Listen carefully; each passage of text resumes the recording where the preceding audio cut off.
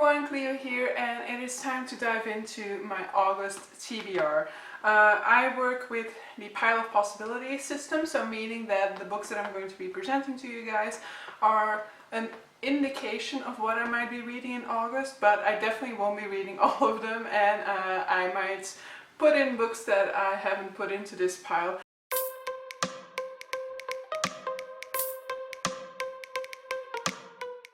But so I'm put so many books on this TBR that I'm actually going to go through them extremely quick. I'm just going to try and just give the basics of the premise and reasons why I put them in there, because there are a lot of different reasons why I put certain books on this pile of possibilities. I usually have a mini challenge every month. Don't have one this month, which is probably the reason why I ended up putting so much stuff on there. But so let's start with buddy reads and read-alongs and things like that. And so the first one that I'm going to talk about is for the history challenge, which is a history readathon. I think it's the first time that it's being organized. There are quite a lot of prompts, but I'm just going to be reading one book for that, and it fits 3 prompts. And that is Congo by Reybrouck. As you can imagine by the title, it's a book about Congo, about the history of Congo. And I am Belgian, so Congo used to be a colony of ours. So I want to learn more about our history in Congo and the history of Congo as a whole. What happened to Congo after the decolonization.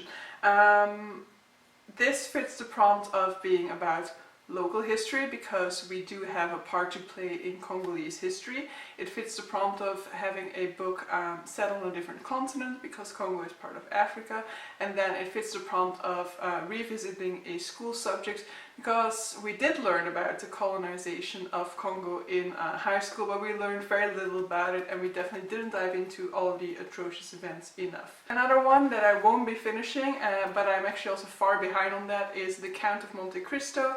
I am reading this one for a buddy read that is hosted by Ashley from the Bookish Realm.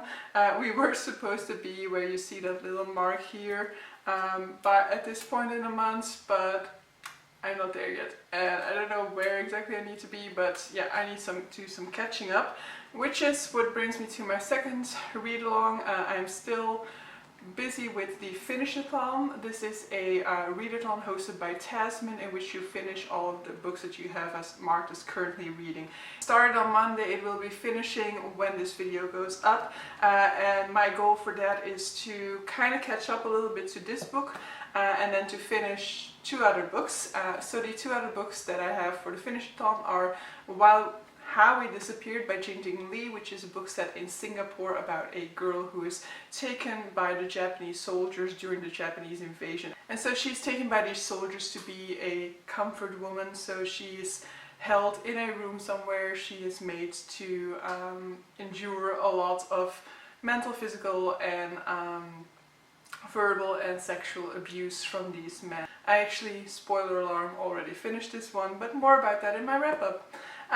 The second one that I want to finish is White Rage by Carol Anderson, which I started in June, but I just kind of put it off because I found that first chapter to be quite difficult for me in terms of like the terminology, and I felt like I was missing a lot of background of the American legal system to fully understand what was happening in it, and that kind of put me off, but I definitely want to try and continue a little bit more and see if I do definitely need a lot more background before being able to read this book, or whether I just need to push through that beginning a little bit. I also have a book that I'm reading for a book club, and that is a new book club which is called Of Queens, Witches and Valkyries, and this is a book club being hosted by Sarah from Voyage Through Words, and it's a book club in which we're going to be reading adult fantasy written by female authors. And so for the first one, she has chosen The Gospel of Loki by Joanne M. Harris. I have not gotten my hands on this book yet. I think I'm going to be physically purchasing it, but then I'm going to be ordering it in some of the coming days. This is, as you can tell by the title, a Loki retelling, and I know that it is one of her favorite books. She talks about it I've seen her talk about it in another video that she's done recently, so very much looking forward to diving into that one and having a sort of group of people to discuss it with. I'm also going to be reading a book with a couple of people who have a disability like I do, and that is going to be Disability Visibility by Alice Wong. We haven't officially said yet that we're going to be considering it as a buddy read or a book club book. This is a recently published anthology about disability, and it has a lot of own voices account from people with some sort of disability, and it's supposed to have a whole range available to it. It's supposed to be very intersectional. The author, like the collector of these pieces, Alice Wong, she herself is of Asian descent, and so she thought it was very important to have a whole range of voices out there. So there's a lot of people of different colors involved in this collection, but also people with different sorts of disabilities. Let's say cognitive and physical, for example, not just only the physical disabilities that we usually see represented, and then people who have visible disabilities, people who have invisible disabilities, and so it's going to be a whole range of disability representation. So I really am looking forward to reading that one. Yeah, that's it in terms of read-a-thons, read-alongs, but there are other books on my list. So first off, let me start with the books for the Booker Prize. So the Booker Prize long list 2020 was announced Tuesday, and I just finished the 2019 long list 2 days ago, and I want to get a little bit further ahead in this list this year. I want to get more of a timely manner of processing this list. So I did put a couple of books on this list for this month. So I don't know too much about these books, let me tell you in advance. So sorry about that. So for the Booker Prize there are a couple of books that are on script, so I'm going to be prioritizing those. So the first of these is Shuggie, Bain by Douglas Stuart, which I didn't go too far into the synopsis because I like to go into it pretty blind, but it seems to be about a young boy growing up in Scotland who has to deal with his mother's substance abuse. The second one that I'm going to be reading is The Shadow King by Maaza Mengiste. This is an Ethiopian author, and the book is apparently about what they refer to in the synopsis as the first real conflict of World War II. So it is a conflict with Mussolini in Ethiopia that I never heard about, so it's going to be very intriguing to read up on that.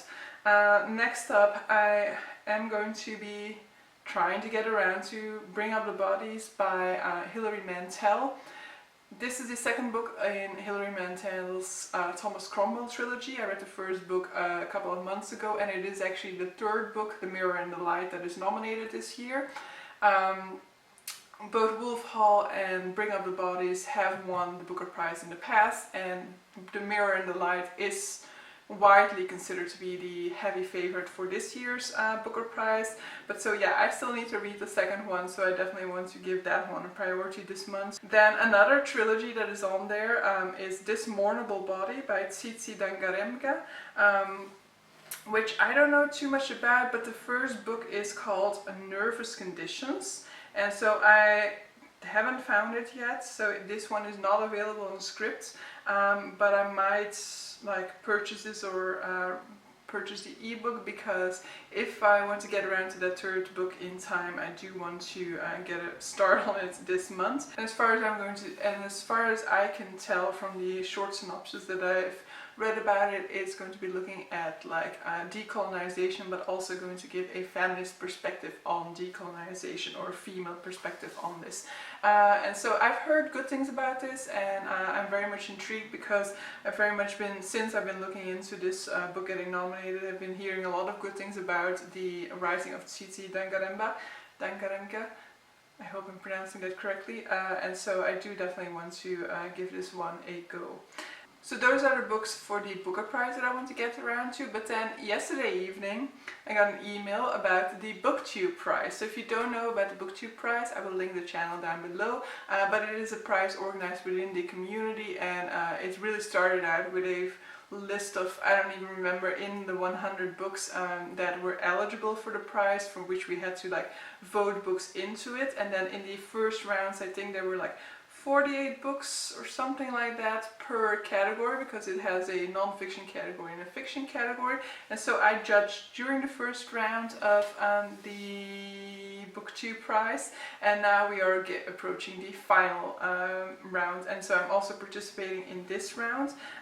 For this round I actually only have to read 3 extra books because I have already read 3 books. But so 3 books of that list, so Girl, Woman, Other by Bernardine Evaristo, Lenny by Max Porter, and 10 minutes 38 seconds by Elif Shafak. Those I've already read for the Booker Prize 2019. For the Book 2 prize I only have to read 3 more. One of these I actually have, which is a single thread by Tracy Chevalier. So I have been interested about this for a while now. I saw some other booktuber recommend it months ago, but it is a book about, it's set in World War One, and it seems to be very much about like independence of women, and like a woman, very much looking at an independent woman who's kind of like getting the side eye because she still hasn't been married, I think, but I don't know too much more about it. It's probably going to involve like embroidery or something like that, or cloth making or anything like that, but I heard I think it was Jen Campbell who recommended this book in one of her videos, and so this is one of the books that I'm going to be reading. The other one is Women Talking by Miriam Toews, I think that's how you pronounce it, which I think Eric from the Lonesome Read'em very much loved, which is a book about like restricted female societies, I think. And I've really forgotten a lot about it, but it seemed to be like a very much like quiet, understated book. And then the final one is The Beekeeper of Aleppo by Christine Lefteri, which I don't know too much about, but I've seen it a lot doing the rounds. So those are all the books that make sense, that have like a reason to be on this list, but there are a lot more books that I put on there as well. First of all, definitely one of my priorities is The End by Lemony Snicket, the final book in a series of unfortunate events. If you've been following my channel for a while, you know that I've been going through these books over the past months. I started in January, and so I would love to finish it, and then I can start watching the TV show. Another one that I definitely want to get around to, it's probably one of those that's going to suffer from the fact that I have so much on there, and that is Clap When You Land by Elizabeth Acevedo. It was also on my July TBR, but it sadly didn't get around to it. But so this is a YA contemporary about 2 girls who share the same father, but one of them is living in the Dominican Republic, the other one is living in the US. One of them is like part of his legitimate family, one of them is like part of a summer's fling or an unguarded moment, let's call it like that. The girls don't know about each other until the father passes away. Very much intrigued about this one. I've heard very good things about Elizabeth Acevedo, but I haven't read anything by her. It is a book written in verse, so I'm also intrigued to see what that will bring. Talking about books that I absolutely want to get around to, let's talk about Loveless by Alice Oseman. Just purchased it today. So this is a new book by Alice Oseman, and this is a book about a main character who is asexual. As an asexual woman myself, I definitely want to see that representation in literature, and I've seen so many of my friends who also identify as asexual read this book and absolutely love seeing themselves in it, so I also want to share that experience. Next up is The Stone Sky by N.K. Jemisin. I have read The Obelisk Gates, second book in this trilogy, last month, and I want to continue on with that momentum and carry on and finish the series now. So The Stone Sky is the third book in the Broken Earth trilogy by N.K. Jemisin, which is a series in which Earth is kind of shattered, it's destroyed, it's a very harsh environment for people to survive in, and there are these people who have powers to control Earth, to quell Earth's anger, but they are very much looked down upon, and we are following some of these characters as they navigate this hostile world. Another series I would preferably continue with this month is The Poppy War by R.F. Kuang. I want to be reading the sequel, which is the Dragon Republic. I always want to say The Burning God, but Burning God is the third and final book of this trilogy, which is coming out I think in November, so I do definitely want to get around to the Dragon Republic before that time. So this is a Chinese inspired fantasy series where we are looking at like Chinese history starting like around like actively looking at Chinese history starting around like 1930, but we do get background from before that. And in an interview, R.F. Kuang has indicated that her trilogy is very much intended as a sort of fantastical retelling of the rise of Mao Zedong. It doesn't necessarily mean it's a literal translation of his rise, but it's just very much trying to look at how does somebody become a Mao Zedong. What type of journey does one have to travel to get into that situation? Next up, we are nowhere near finishing this list.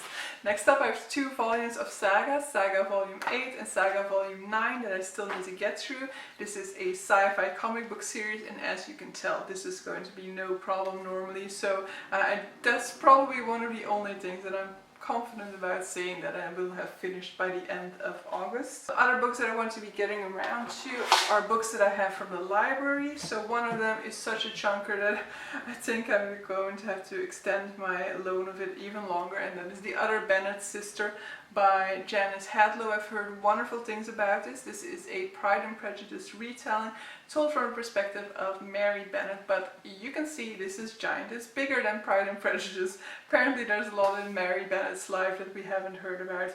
But so I've heard wonderful things about this one, but I was expecting it to be a little bit shorter. And then I also have Tin Man by Sarah Winman. This is a book with LGBTQIA+ rep in it. It has bisexual rep in it, so our main character is a man who is married to a woman, but he, like through circumstances, his past experiences with a boy during his teenage years is brought to the foreground again. Another random one that is on there is The Ambassador's Mission by Trudy Canavan, which is the first book in the Traitor Spy trilogy, which is the sequel trilogy to the Black Magicians trilogy. Really want to start this trilogy at some point. I should have done it in July, but July was just a disaster where my pile of possibility was concerned. And if I'm being honest, I guess most likely I won't be able to fit it into August neither. And then I actually still have a category that I haven't discussed. So apart from all these random books that I put at the end, what is also one of my main goals for this month, and I definitely do need to stick to that, is my NetGalley arc. So I have contained myself very much, also just because publishers haven't really given me a lot of the ones that I've requested, because yeah, I have a score of 0 because yeah, I requested 3 books, got 3 books, but haven't reviewed them yet. And these books will be coming out in September, October, so I need to get around to them. And so, these 3 books that I still need to read from my NetGalley arcs, I'm just going to mention their titles, I'm not going to go into them, is Earthlings by Sayaka Murata, is The Seventh Perfection by Daniel Polanski, and is Bass Rock by Evie Wild. So, I think I've gone through all of these. No, I haven't. 2 more random books on there is Such a Fun Age by Kylie Reed. It has been on my radar for such a long time, and it made it onto the Booker Prize long list, which is a section in which I should have mentioned it. And then More Dew by Alex Phoebe. I think that is how you pronounce that name. This is a book I have pre-ordered. It's supposed to arrive in the middle of August, and so I'm very much looking forward to it. It is a fantasy novel, but based on like the first chapter that I was able to read of it, I think on the webpage of the publisher, the Gallibager Press. I have a little bit more of a like sort of Jonathan Strange and Mr. Norrell feeling about the style of the writing in any case, but so I'm very much looking forward to this one. I don't know too much about it, but I like going into my books blind. Definitely if I pre-ordered it, I don't easily pre-order, so if I'm pre-ordering a book, it means that I was very much intrigued about it. So that is my way too long TBR for August. It is like almost 9,000 pages long, and there's no way that I'm finishing that.